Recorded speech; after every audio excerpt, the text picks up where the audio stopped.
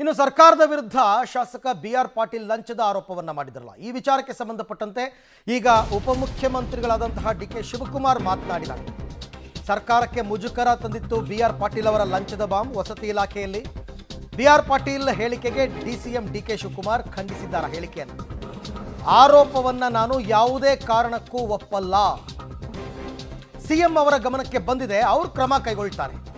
ಏನು ಮಾಡಬೇಕು ಅಂತ, ಯಾವ ಸರ್ಕಾರದ ಮಂತ್ರಿ ಹಣ ತಗೊಳ್ತಾರೆ, ಯಾವ ಉದ್ದೇಶದಿಂದ ಮಾತನಾಡಿದ್ದಾರೆ ಅಂತ ನಮಗೆ ಗೊತ್ತಿಲ್ಲ ಅಂತ ಡಿ.ಕೆ. ಶಿವಕುಮಾರ್ ಅವರ ರಿಯಾಕ್ಷನ್.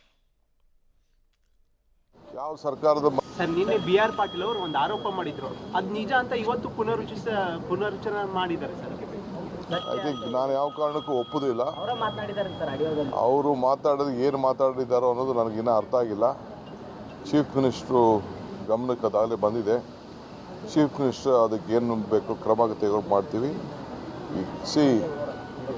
ಟ್ರಾನ್ಸ್ಪರೆಂಟಾಗಿ ನಡೆಯುವಂಥ ಸಂದರ್ಭದಲ್ಲಿ ಒಬ್ಬ ಫಲಾನುಭವಿ ಎಲ್ಲಿ ಯಾರು ದುಡ್ಡು ಕೊಡೋಕ್ಕೆ ಸಾಧ್ಯ? ಡಿಸಿಷನ್ ಯಾರು ತೊಗೊಳ್ಳೋರು? ಪಂಚಾಯತಿಯವ್ರು ತೊಗೊಳ್ತಾರೆ, ಲೋಕಲ್ ಬಾಡೀಸವ್ರು ತೊಗೊಳ್ತಾರೆ. ಯಾವ ಸರ್ಕಾರದ ಮಂತ್ರಿ ಹತ್ತಕ್ಕೆ ಈ 1.5 ಲಕ್ಷ ಕೊಡುವಂಥ ಇದಕ್ಕೆ ಹಣಕ್ಕೆ ಎಲ್ಲಾಗ್ತದೆ? ಸೊ ಯಾವ ಉದ್ದೇಶದಿಂದ ಮಾತಾಡಿದ್ದಾರೋ ಅದು ಸರಿ ಇಲ್ಲ. ನಾನು ಖಂಡಿಸ್ತೀನಿ. ನಾನು ಚೀಫ್ ಮಿನಿಸ್ಟ್ರು ಇಬ್ಬರು ಕೂಡ ಬೇರೆ ಎಲ್ಲ ಕೂಡ ನಾವು ಅವ್ರಿಗೆ ಹೇಳ್ತೀವಿ, ಇದು ಈ ಯಾವ ಅರ್ಥದಲ್ಲಿ ನೀವು ಹೇಳಿದಿರೋ ಸರಿ ಇಲ್ಲ. ದೇರ್ ಇಸ್ ನೋ ಅಂಥ ವಿಚಾರ ಯಾವ ಕಾರಣಕ್ಕೂ ಇಲ್ಲ. ಸರ್ ನಿನ್ನೆ ಬಿ.ಆರ್. ಪಾಟೀಲ್ ಅವರು ಒಂದು ಆರೋಪ ಮಾಡಿದ್ರು, ಅದು ನಿಜ ಅಂತ ಇವತ್ತು ಪುನರುಚ್ಚರಣೆ ಮಾಡಿದ್ದಾರೆ ಸರ್. ಐ ಥಿಂಕ್ ನಾನು ಯಾವ ಕಾರಣಕ್ಕೂ ಒಪ್ಪುದಿಲ್ಲ. ಅವರು ಮಾತಾಡೋದು ಏನು ಮಾತಾಡಿದ್ದಾರೋ ಅನ್ನೋದು ನನಗಿನ್ನ ಅರ್ಥ ಆಗಿಲ್ಲ. ಚೀಫ್ ಮಿನಿಸ್ಟ್ರು ಗಮನಕ್ಕೆ ಅದಾಗಲೇ ಬಂದಿದೆ. ಚೀಫ್ ಮಿನಿಸ್ಟರ್ ಅದಕ್ಕೆ ಏನು ಬೇಕು ಕ್ರಮ ತೆಗೆದು ಮಾಡ್ತೀವಿ.